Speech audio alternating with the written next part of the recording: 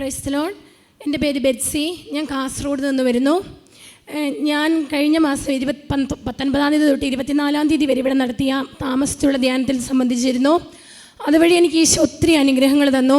അതിൽ ഒന്നാമത്തത്, ഞാൻ കഴിഞ്ഞ ഒരു വർഷക്കാലമായി യൂറിനറി ഇൻഫെക്ഷൻ മൂലം ഒരുപാട് ബുദ്ധിമുട്ടുകയായിരുന്നു.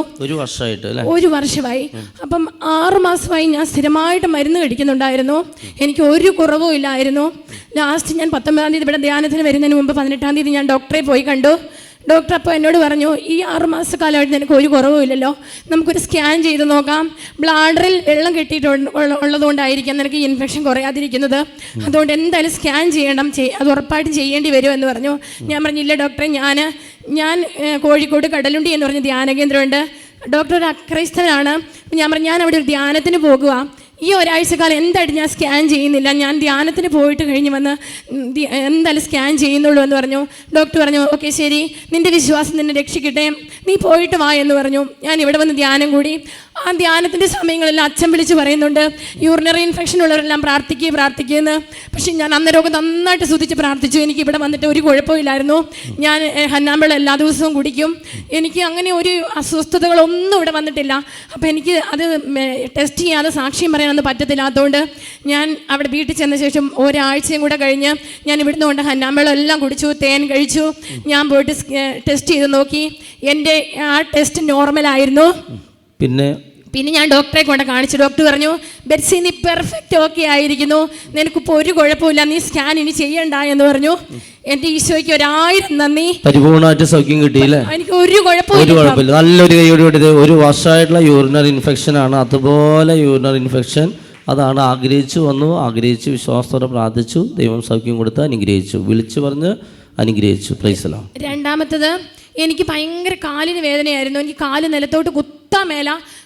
ഒരു പിടുത്തം എനിക്ക് എപ്പോഴും വേണം. ഈ മുട്ടി നിന്നിട്ട് എഴുന്നേൽക്കണമെങ്കിൽ ജപമാല ചെല്ലണമെങ്കിലും ഒക്കെ എനിക്ക് എപ്പോഴും ഒരു സഹായം, എവിടെയെങ്കിലും പിടിച്ചാൽ മാത്രമേ, ജീവൻ പോകുന്ന വേദനയാണ്. ഒത്തിരി ഞാൻ മരുന്ന് തേച്ചു, കുഴമ്പ് തേച്ച്, ഒന്നും എനിക്ക് കുറവില്ല. ഇവിടെ വന്ന ശേഷം ഞാൻ തൈലം കൊണ്ടുപോയി ഞാൻ എൻ്റെ കാലിൽ പരട്ടി. ഞാൻ അത്ഭുത ജപമാല എന്നോട് 73 ദിവസം മുടങ്ങാതെ കൂടണമെന്ന് എനിക്ക് കൗൺസിലിങ്ങിന് എന്നോട് പറഞ്ഞിരുന്നു.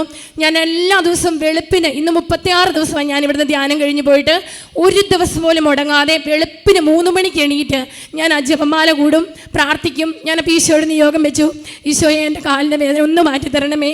ഞാൻ ഏകദിന കൺവെൻഷനോടെ പോയി ഞാൻ അൾത്താരിയിൽ സാക്ഷ്യപ്പെടുത്തിക്കൊള്ളാം, ഈ വേദന എനിക്ക് സഹിക്കാൻ പറ്റുന്നില്ല എന്ന് പറഞ്ഞു. അത്ഭുതം എന്ന് പറയട്ടെ, ആ ജപമാല കൂടി വൈകുന്നേരം ആയപ്പോഴത്തേക്കും എനിക്ക് കാലിന് വേദനയില്ല, എനിക്ക് ഒരു വേദനയില്ല, പരിപൂർണ്ണ സൗഖ്യം ലഭിച്ചു. അപ്പോൾ ഞാനിവിടെ സാക്ഷ്യപ്പെടുത്താൻ താമസം കൊണ്ടാണെന്ന് അറിയത്തില്ല, എനിക്ക് ഇന്നലെ അവിടുന്ന് പോരുമ്പോൾ മുട്ടിൻ്റെ ഒരു ചെറിയ പിടുത്തം ഉണ്ടായിരുന്നു. ഇപ്പം അച്ഛൻ ആരാധനയുടെ സമയത്ത് പറഞ്ഞു, കാലിന് വേദനയൊക്കെ ഉള്ളവരൊക്കെ പ്രാർത്ഥിക്ക്, സൗഖ്യം തരുന്നുണ്ടെന്ന്. അതിനുശേഷം ഇതുവരെ ആ മുട്ടിന്റെ വേദന എനിക്കില്ല, പരിപൂർണ്ണ സൗഖ്യം കിട്ടി. നന്ദി പറയാം. അടുത്ത ആള് കേട്ടോ, കഴിഞ്ഞില്ലേ?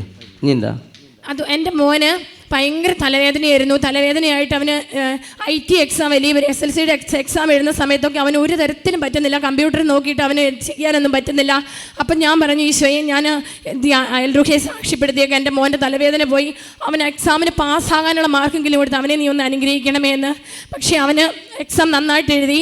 ഇപ്പം അവൻ ആ തലവേദനയില്ല. തലവേദനയ്ക്ക് ഈശോ പരിപൂർണ്ണ സൗഖ്യം കൊടുത്തു. എൻ്റെ ഈശോയ്ക്കും എൻ്റെ അമ്മമാതാവിനും അന്തോണീസ് പുണ്യാളിനും ഞാൻ 1000 നന്ദി പറഞ്ഞുകൊള്ളുന്നു. Praise the Lord.